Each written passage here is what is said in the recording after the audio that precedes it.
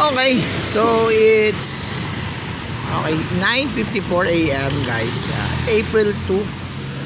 At yun, sumobra tayo, no? Kanina pa ako tapos Kanina pa tayo tapos at naka 13 rides na tayo from our 5 AM to 10 AM ride. So alam nyo na yan, hit na natin yung ating incentive na 450. O 829.60 yung ating net earnings incentives. Today is another 450 incentive yan dahil we hit 12 rides, no? Ayan. Okay, pauwi na tayo. Actually set destination na, no? Dito naman ako ngayon sa Paco, Manila. Uwi tayo ng Cainta.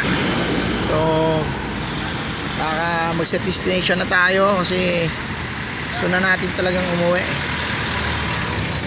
Ayan, malayo-layo, gagapang tayo at auto accept na natin yan para habang gumagapang automatic na natin ma-accept. So yun, uwi na tayo. All goods na yan, all goods. Okay, so konting kwento, kanina naka 2 rides tayo, 6 AM na yun, then pinasukan tayo ng papuntang Fairview. Alam niyo naman, di ba? Pagka kinuha natin yon, alanganin na sa oras. Ayan, nakita ko sa inyo.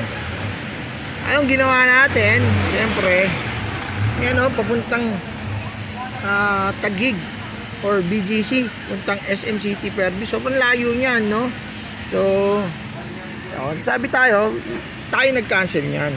Tayo nag-cancel. Ayan, nakalagay. Kasi distance too far, sobrang layo niyan. So kailangan natin diskarte yan, no? Kasi pagka kinuha natin yun, sayang naman tong incentive, hindi na natin makakuha yan. Pero luckily 8 something, 9 pa lang, sakto. Ayan, 8:51 nga yan ayan, 9:19 tama. Ito itong 9:19 yung Sykes Glorieta papuntang Santa Ana, Manila. Natapos natin ng 9:19. Okay, so mahaba pa yung oras na natira natin. So ayan, pauwi na tayo. Okay, tayo na may pumasok na booking dyan. Alright, so ayun lang, diskarte lang lagi, grind lang tayo. RS sa lahat ng mga riders dyan. Alright. Woo!